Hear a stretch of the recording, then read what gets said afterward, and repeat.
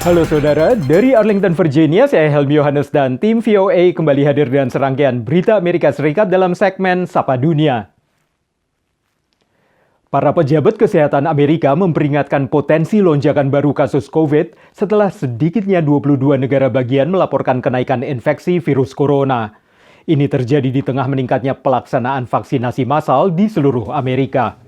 Amerika Serikat menghadapi kemungkinan lonjakan keempat kasus COVID-19.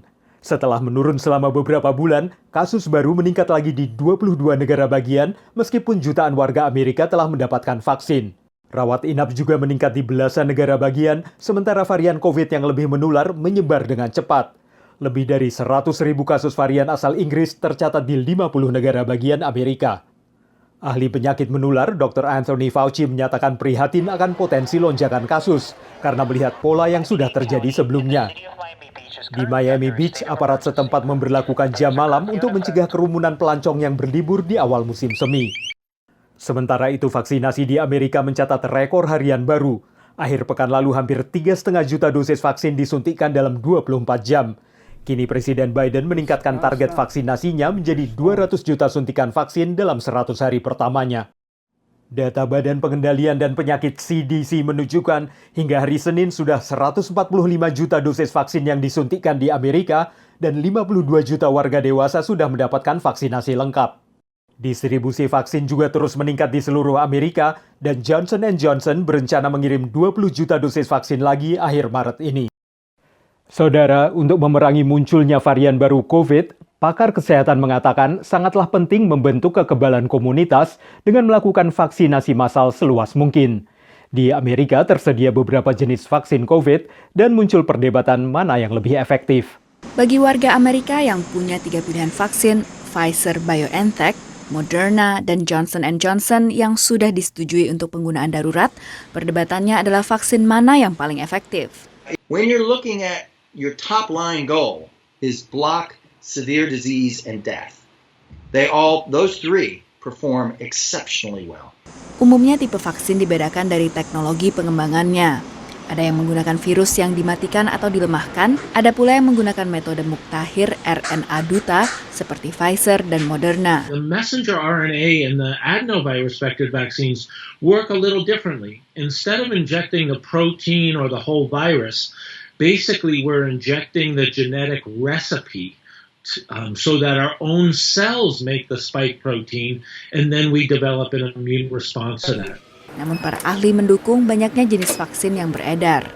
One of the biggest obstacles that we faced is the manufacturing capacity. We need 14 to 15 billion doses of vaccines in order to get to herd immunity within this entire world. Untuk beberapa wabah sebelumnya, butuh 80 hingga 95% populasi tervaksinasi untuk membentuk kekebalan komunitas. WHO belum menentukan perkiraan populasi tervaksinasi untuk COVID-19. Demikian laporan VOA. Beralih ke banyak warga Amerika keturunan Asia yang resah dengan laporan maraknya insiden rasial, mulai dari ujaran kebencian hingga tindak kekerasan. Tapi sebagian tidak mau tinggal diam dan membantu sesama warga Asia untuk berlatih bela diri. Bagaimana menghadapi serangan dari depan dan juga dari belakang. Pelatihan bela diri gratis ini diberikan kepada warga Garden Grove, sebuah kota di Orange County, negara bagian California, tak jauh dari Los Angeles. I think it's important to show that there are things you can do that aren't just like purchasing weapons or getting pepper spray, or there are actual techniques and tools, and they're mental too that you can learn to protect yourself. Pelatihan ini merespon sentimen anti-Asia yang menurut salah satu penyelenggaranya menguat selama pandemi termasuk terhadap dirinya. It brings me a lot of comfort to see them getting instruction. They're going to learn when an attacker comes to them what to do. We need to know the basics. Most of us are not trained in martial arts. We don't know what to do. All of us has seen the problems with the crime, the pushing, the spitting, the hitting of Asian elders and Spa people. There are people dying in America over this. Well, what we do is we're trying to teach our fellow Asian Americans self-defense techniques in light of the numerous attacks on Asians. Not necessarily on the Vietnamese community just yet. Sekitar 27% warga Garden Grove adalah warga keturunan Vietnam. Demikian laporan tim VOA. Kini kita tengok warga diaspora Indonesia Jenny Kurniati di Philadelphia, Pennsylvania yang menulis buku anak dalam dua bahasa, Indonesia dan Inggris. Kenangan masa kecil berwisata di daerah pedesaan di Jawa Timur menjadi inspirasi bagi Jenny untuk membagikan pengalaman hidupnya kepada generasi kedua diaspora Indonesia dan anak-anak lainnya. Kenangan berwisata setiap minggu naik mobil tua milik kakeknya menjadi inspirasi Jenny Kurniawati atau Siang Kwa dalam menulis buku anak-anak dua bahasa, Indonesia dan Inggris, Our Beat Up Chevy. Jadi ini ceritanya di Jawa Timur, di Surabaya, Tretes, Trawas, Prigen, Batu. Kita semua dinaikkan di belakangnya Chevrolet itu yang cucu-cucu paling kecil di depan. Jadi mohon jangan ditiru untuk zaman sekarang. Kita sampai di pegunungan, lihat pohon apukat, pohon palem, cemara. Didukung Cynthia Kralik, pemilik Morning Circle Media, penerbit buku anak-anak di Orland, Pennsylvania, Jenny menyelesaikan bukunya September tahun lalu. She's just a delight to work with. Eager to get it right, to convey the real, the sense of her story through her pictures. And she's very playful.